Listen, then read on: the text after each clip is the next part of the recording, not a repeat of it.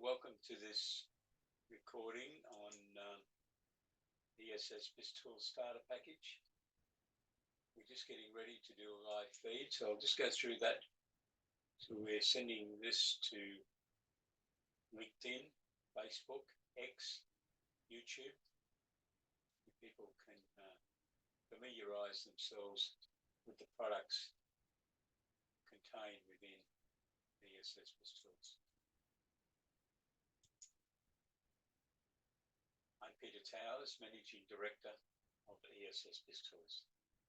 Today we're going to undertake a Q&A session on the ESS BIZTOOLS Business Advisory Services Starter Package to give you a better idea of how the product operates. Yesterday we presented a webinar on the starter package, and you can find that on our website.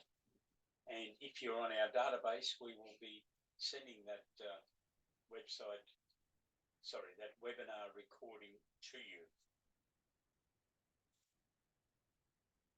Today I want to go through some of the segments of the product package so that you have got a better understanding of everything contained within the system.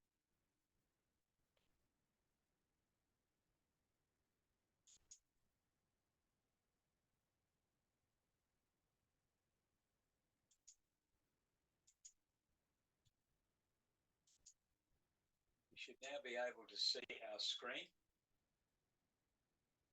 The first area that I want to show you is buying a business.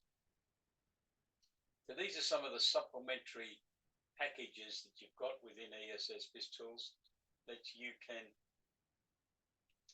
utilize with your clients. Every year there seems to be thousands of people buy businesses. So what we're showing you now is the way the system is laid out. So you have a procedure control form which guides you through the process. We have a procedure control form for each of the 32 packages within ESS BIZTOOLS.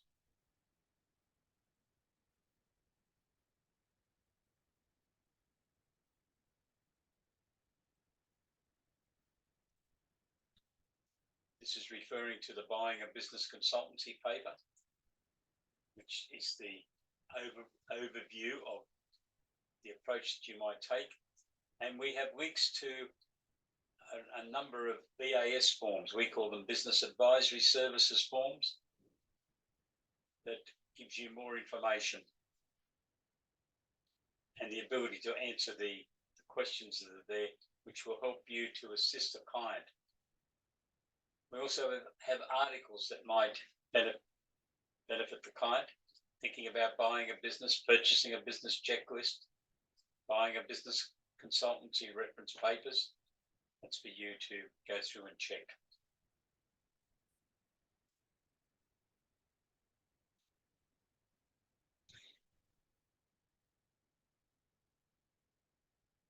So this is the complete process for helping your clients on the buying a business process to help them in that very important decision. You can see here from the index, there's a whole range of material that relates to buying a business, including buying shares in a company, which can be a challenging task. I'll just make sure you're still getting that.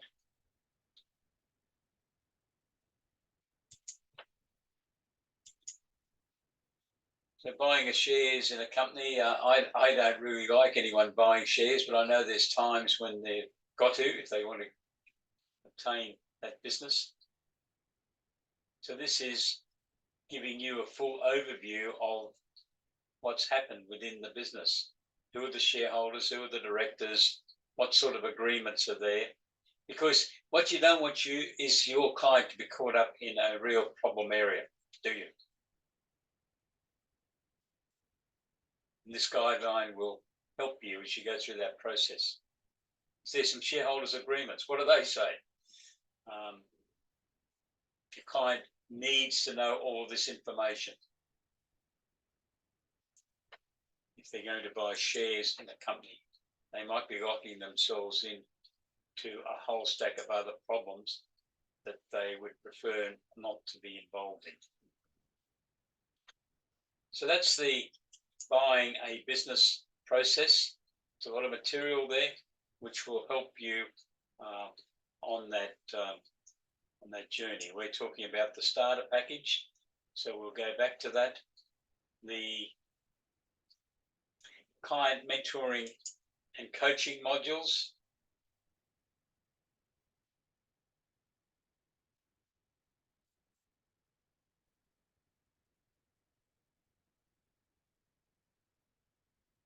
It's some preliminary information. Go through that, and at the bottom we can download the content. For the starter package, you get access to 4 of these mentoring and coaching categories, covering subjects like purchasing or commencing a business, introductory management, experience management, dealing with banks, business planning, corporate governance, preparation and use of periodic financial accounts, business networks, exporting, marketing family businesses and getting investment ready. Whole range of issues confronting a business.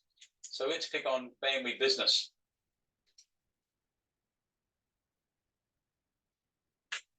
And this is a summary of the material that's contained within family business. Introduction to family businesses, planning a family business, disputes and marriage breakdowns, directors and external management, succession issues, management of succession, structures and constitutions, estate planning. Will that give you enough information to be able to give advice to your clients on family businesses? And this is an education process that you can talk to them about, or alternatively, you can use this material to make sure that your team is up to speed with some of the issues relating to dealing with family businesses, because some of them have got some real issues that emerge, and hopefully we've been able to comment on some of them. So I'm just going to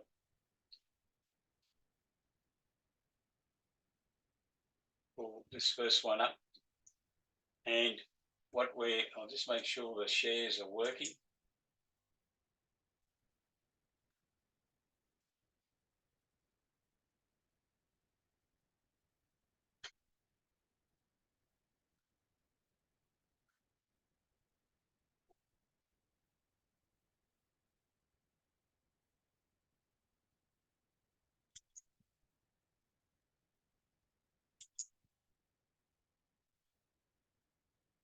So that in this, we can then download a letter to go to your clients explaining what this process is. Just make sure that that share is working. So we'll just go to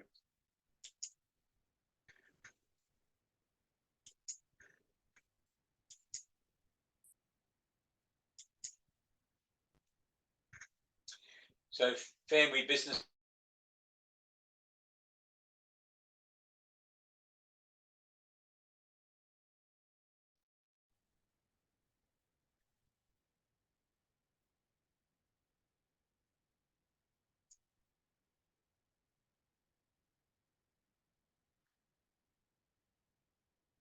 So it's a way that you can educate your clients that you have an understanding of family businesses and what is happening within them.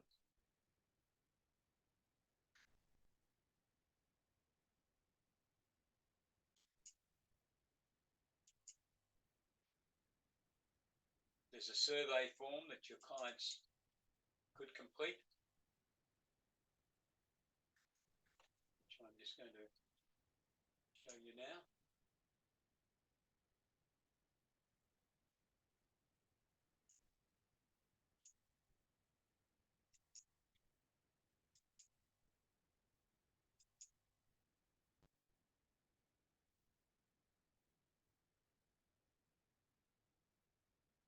which enables you to get some reaction back from the clients of what they thought of that information that you've sent to them,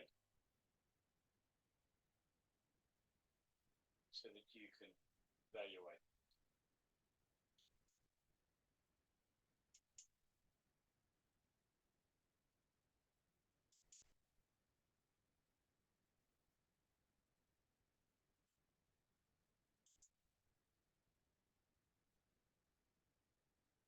So that's a brief introduction to what's contained within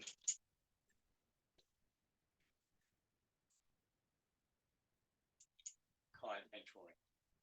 We might look at the Business Plus newsletter. We produce this newsletter each month. Send it to your clients.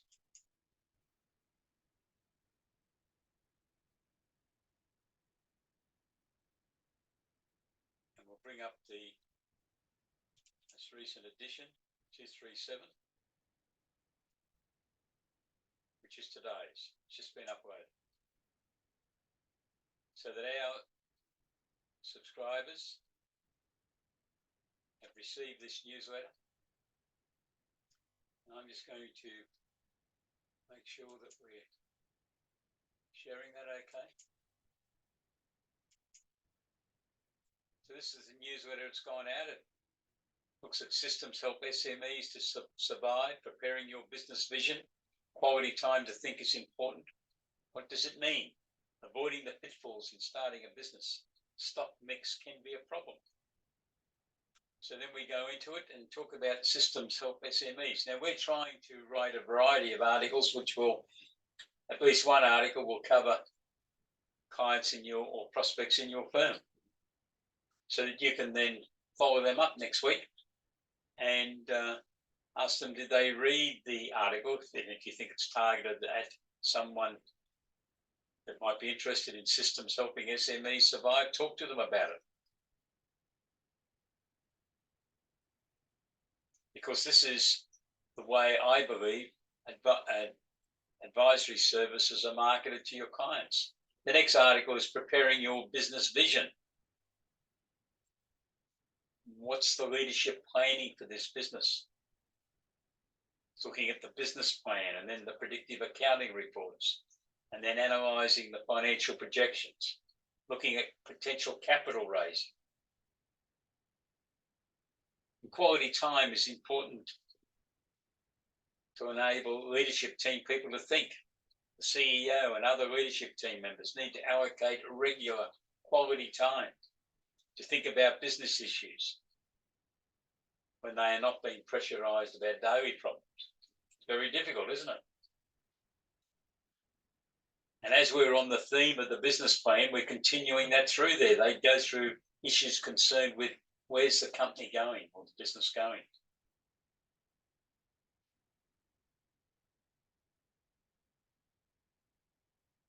Which of your clients do you think this article might be of interest to?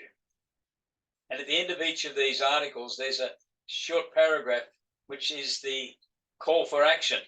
If you would like our assistance in facilitating the business planning process, please do not hesitate to contact the accountant in our organisation that you deal with.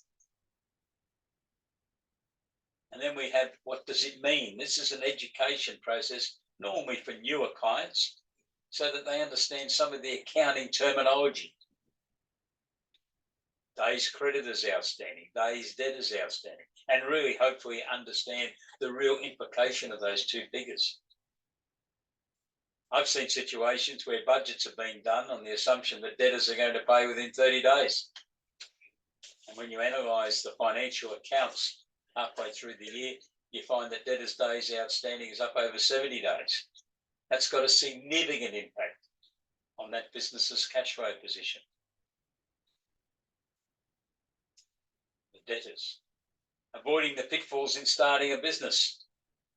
Thousands of people start a business each year. Unfortunately, many of them fail. In fact, the CEO of MYOB made a comment in the Financial Review about 4 weeks ago. And his comment was that thousands of people start off with a lot of enthusiasm and good ideas, but 6 months later, they've run into a brick wall because they don't understand financial management. And it's your role to help them on that. Financial management. They start off with what they think is plenty of money, but they haven't worked with an accountant to properly prepare their budgets and cash flows. And the wall they've run into is that they've run out of money because they had to pay for their stock a lot quicker than what they may have thought. It might have been 7 days, 14 days, until they establish a trading pattern with their new suppliers. Suppliers are sick of being caught out by new startup businesses, so they impose harsh payment terms for them. Affects the business. And then, of course, they've probably done their budgets thinking everyone's going to pay them within 30 days, but they don't. Their debtors are stuck on 54 days. And they've run out of money. They may have spent money on outfitting their office. They might have bought a car that was too expensive. They've spent time training their team. No one was productive in that period. All these things affect their business.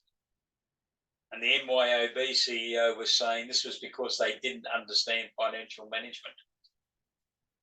You could help them on that. Now, you're going to have to point these matters out to them. That's why we've got to avoiding the pitfalls in starting a business. They've got to be realistic about how the business is going to go and understand the real world issues. Some suppliers will put them on cash or very prompt payment terms, and if they don't pay, they don't get their next order. Many customers, business customers, will not pay them on a 30-day basis. And if they're dealing with mining companies and other big corporations, they need to ensure that they're getting their paperwork, their invoices, whatever other documentation that supplier wants to receive before they will make payment. I've seen situations where people don't do that, and then they whinge, oh, it takes 70 days for us to get paid. That's because they didn't supply the paperwork. Yet some of their competitors can be getting paid very promptly, 34, 35 days. Makes a significant difference in the cash flow within the business. So pitfalls in starting a business. And stock mix can be a problem. I've included this because a few weeks ago in one of our webinars in the aftermath, when someone contacted us and said, we don't really understand what stock mix is all about. Why is it a problem? Well, unless you're very unique, you're not going to only be able to sell star stock. Star stock is what we're calling high volumes and high markups. That's a dream time, really. Because every business finds it also needs cash cows, because that's what the customers come in for.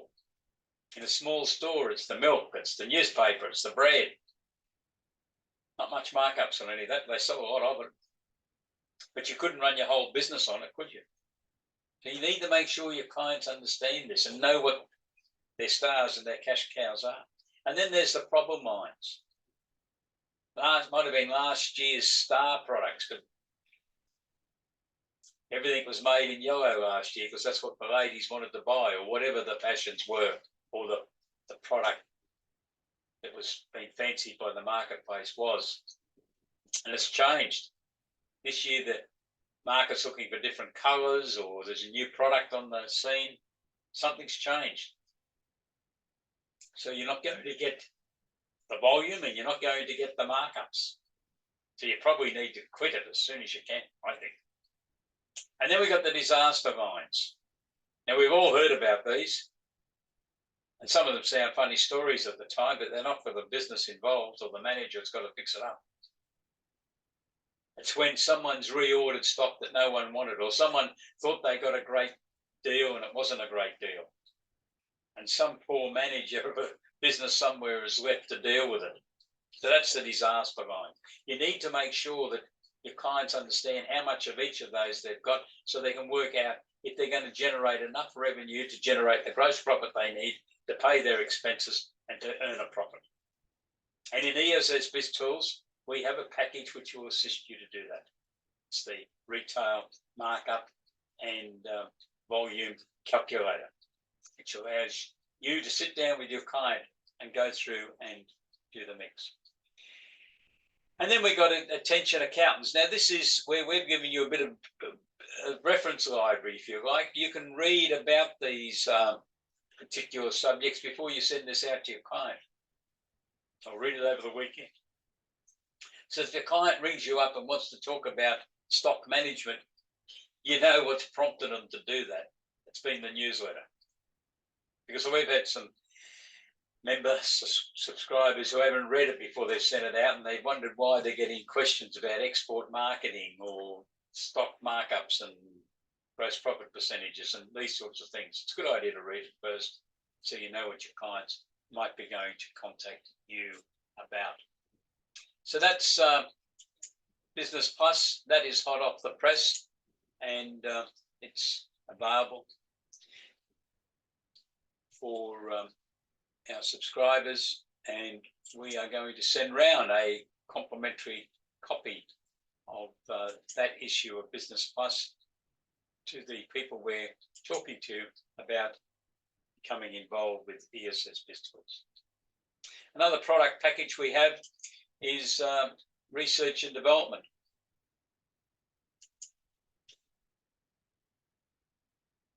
And there's a series, and this is the introduction to research and development. This is to give you some information that you can talk to your clients. And I'm going to show you the flow chart because this is an attempt to be able to communicate with your clients about what all this is about. Just make sure it's all coming up on the screen for you. So planning a research and development project. So this may have come about because when you're talking to the client, they've said they're thinking of doing some research and development. And you said to them, do you understand how the process works? Most people will say no. Or if they do say yes, they don't really understand it. So you can bring this up on a screen and then talk. You've got papers to back this up. So this is linked to our main paper on research and development, 052010. And it's linked to various BAS forms that give additional information. That's all part of the subscription to the starter package. If you want the full package on research and development, you'll have to subscribe to the advanced package. But this one gives you the information to be able to communicate with your client. It starts with an idea, and then someone might have taken that idea to the boss, and he said, oh yeah, we'll create a little project. I'll put 2 of you on it. You've got a couple of days next week. Do some research, bring it back to me. So you've got a small team, and they do some preliminary investigations. This is how it works. And at some stage, someone needs to check the research and development eligibility, which is summarised in this paper. Company has, well, obviously the applicant has to be a company, and they have to spend more than $20,000 in the financial year on legitimate research and development activities. It doesn't all have to be on one project. It could be on 10 projects. But they need to keep records. They need to follow the outline of the process we're now going to share with you. A lot of businesses then appoint a project coordinator. This is starting to get a bit serious. The manager's saying, okay, there might be something in all this. This might be a benefit for our business. It might increase our intellectual property. The first thing that has to be done, though, they need to check prior art searches. Now, they can summarise what they're proposing to do and take it off to a patent attorney who will then do the prior art searches, or they do it themselves. They sit on the internet and try to find if anyone else has already registered this in the world. And then they keep that documentation. If they can't find that anyone's done it, they'll be getting some things back on the internet. Print them off, make sure the date's on them, and hang on to them.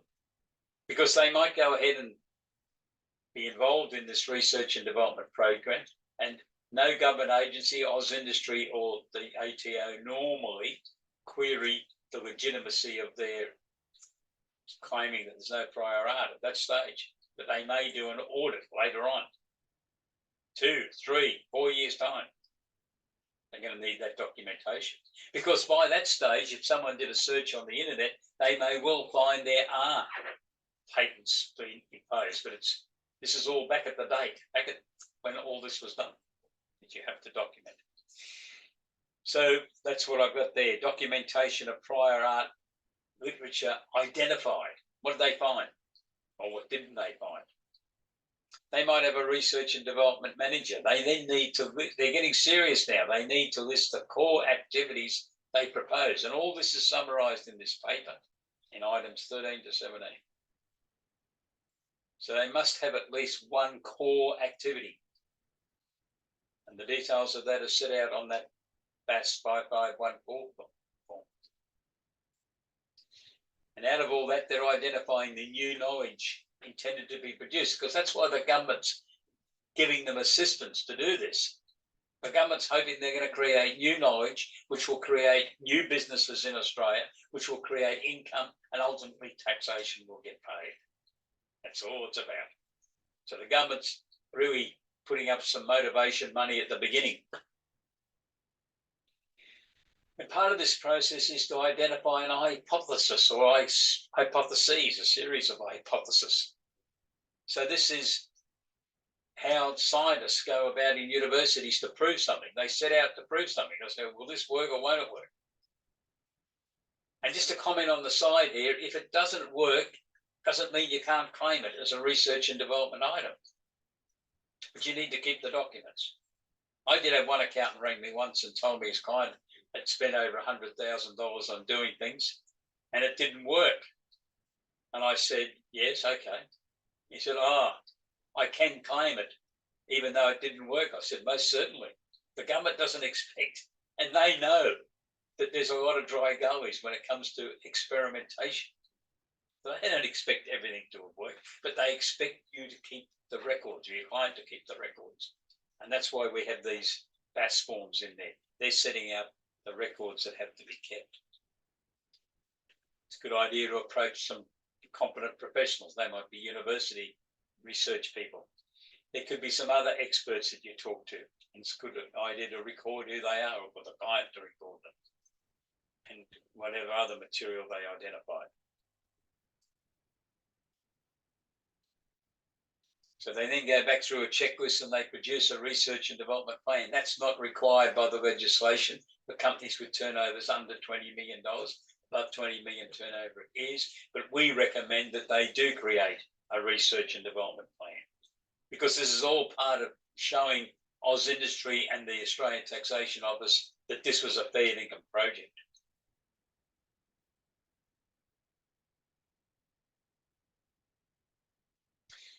And then it's a good idea to create a budget, because businesses do that.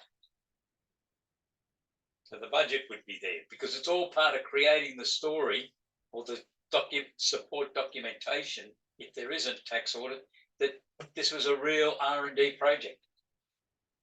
And then the report to go to the board of directors. That's very important, because the tax office expect a board of directors or a senior executive who's been authorised by the board of directors to approve research and development projects to have undertaken the research. Now, this might sound all terribly formal. It is. It's based on what the tax office believes happens in universities as to how they go about projects and how big businesses go about it. So we talked about SMEs looking at how big businesses operate their businesses early in the summary, and I was talking about Business Plus. It's basically the same concept. The tax office are a lot more relaxed analysing what happens with big business, and they've imposed that onto the rules here for research and development. So you would then move on to the next flow chart. In fact, there's 13 of these flow charts. You've got one in the starter package. So that you can have this initial conversation with the client and find out if the client is interested or not in undertaking research and development. Bear in mind that the research and development rebate is 43% of the research and development expenditure that's able to be justified in the returns. And if the company is trading at a loss and the company's turnover is under $20 million, the company can elect to receive the calculation of the rebate as a direct payment into the company's bank account, which the tax office has been instructed to process within 30 days of the lodgement of the tax return. subject to there being no other issues, of course, in that tax return. And that's also subject to the accumulated losses being at least equal to the R&D rebate. If they're lower, well, the amount that can be paid out on the rebate is reduced. So that's an overview of how R&D works. I think it's a tremendous opportunity for accountants to be really proactive in assisting clients and advisory services. Because if your clients are doing research and development, there's a great chance they're then going to want to go down the innovation process. So next thing, they'll be looking to raise capital. Because I've been advising people in this space for many years, and most of them run out of money because they've spent it all on their research and development and paying for the initial patent applications and other things, some support people they employ and others. So they run out of money. So they're ideal candidates for the early stage innovation company, which is available for a company that's under 6 years of age, primarily under 3 years of age, but up to 6 years can be admitted, but have got very low income, under $200,000 in the previous 12 months, and fairly low expenditure, under $1 million in the previous 12 months. And the real benefit is the government introduced a carrot into that legislation for early stage innovation companies. Investors who invest as part of this early stage innovation company status process receive a payment from the tax office of their tax assessment of 20% of their investment, up to a maximum of $200,000 for a sophisticated investor and $10,000 for a retail investor. That's not a bad start, is it? And that might be the final point that an investor looks at. Oh, well, we're going to get, irrespective of what happens in the company, they will get that benefit paid by the tax office of their tax assessments. But if they hang on to those shares for more than 12 months and less than 10 years, they don't have to pay any capital gains tax on the sale of those shares. Now, if they still own the shares after 10 years, the company can be revalued and they have a new cost price calculation determined, and that's will be their cost price for the determination of capital gains tax in the future. So it's not a bad deal for investors, and it's a great deal for the company because your client has got an investment opportunity for investors that gives them this immediate payback of 20% of their investment as a tax deduction to them, or as a tax rebate to them. And then if they hang on to those shares, they avoid any capital gains tax that's imposed. You can't get that on any other investment in Australia, nothing. So now that's how it all works, and hopefully that brief overview will give you something to think about. The starter package is all about us trying to help you to be able to deliver a variety of services to your clients. You have access to all this material. You can view whatever your password that we will give you to enter relates, and that password relates to the product package that ESS BIZTOOLS has. If you have any further questions, please don't hesitate to contact me on peter@essbiztools.com.au or telephone 0747 24 118. And if you're very keen on investing in our products, please go to our website, www.essbiztools.com.au, click on products and packages, and you can then go to the package that you've decided. This one is the Business Advisory Services Starter Package. You can elect to pay up front for the 12 months and you get a discount if you do that, or you can pay monthly